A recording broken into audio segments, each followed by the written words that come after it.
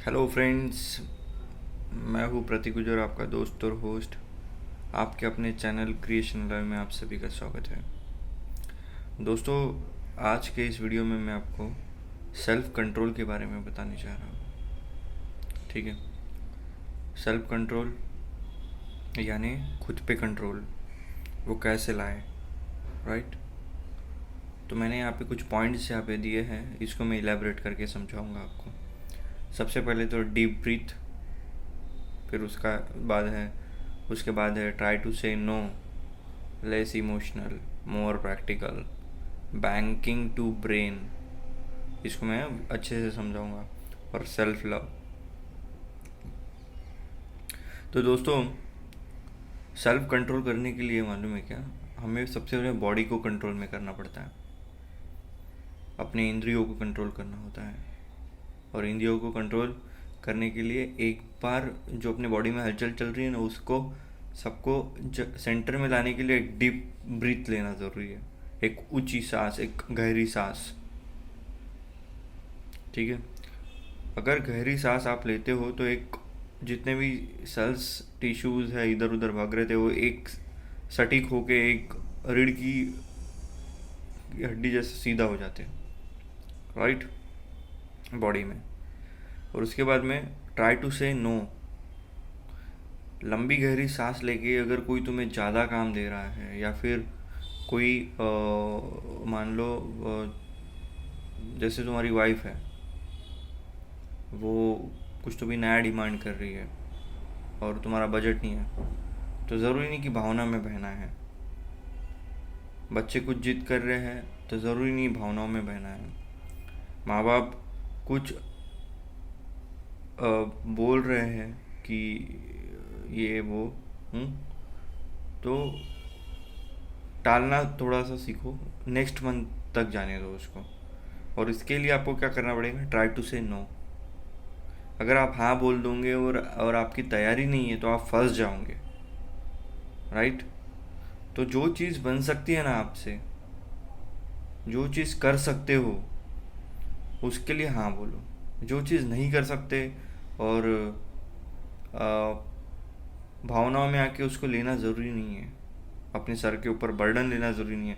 जितना बर्डन और डिप्रेशन होता है ना, सेल्फ कंट्रोल उतना टूटता है। इसलिए ट्राई टू से नो। उसके बाद में क्या है कि लेस इमोशनल। अगर आप इमोशनल होते हो ना, तो ही आप किसी को हाँ बोल देते हो जो काम आप नहीं कर सकते उसके लिए। और वो क्या है, सब लोग फिर उसका फ़ायदा उठाते हैं। जैसे कि फॉर एग्ज़ाम्पल, मुझे गाड़ी आती थी मेरे घर में, और मेरे भाई को नहीं आती थी, राइट, चलाना। तो मैंने एक सिलेक्टेड लोगों को लेके गया, ठीक है।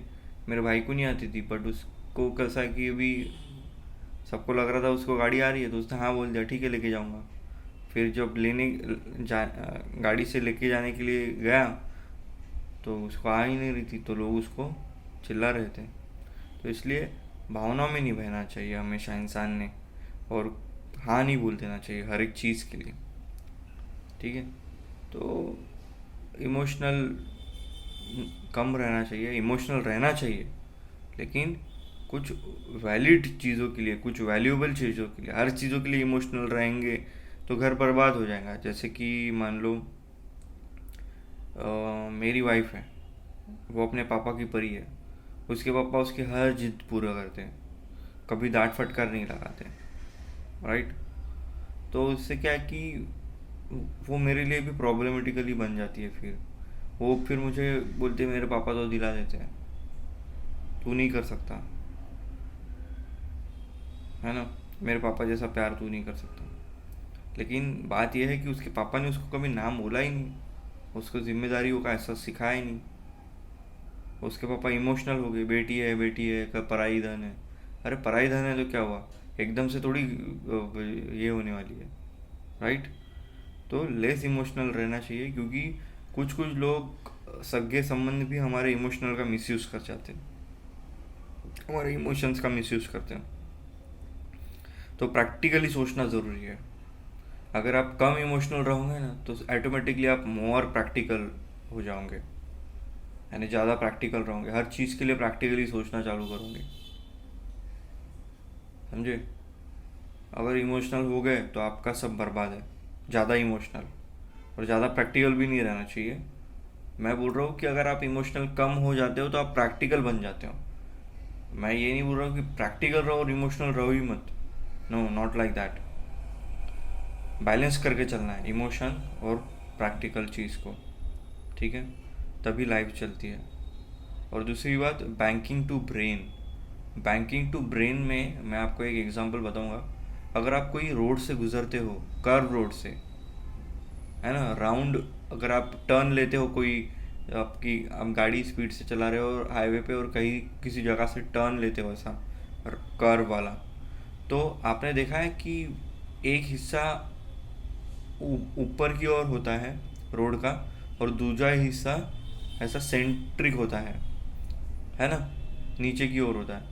वो क्या होता है कि आपकी कार स्पीड ऑफ ना होना चाहिए कर्व रोड पे, ठीक है, इसलिए एक हिस्सा ऊपर किया जाता है और दूसरा हिस्सा नीचे किया जाता है। हाँ? इसलिए कार कैसा है कि बराबर से राउंड कर्व टर्न करती है बराबर से। तो ठीक हमें हमारे ब्रेन को इसी प्रकार मैनेज करके रखना है, राइट।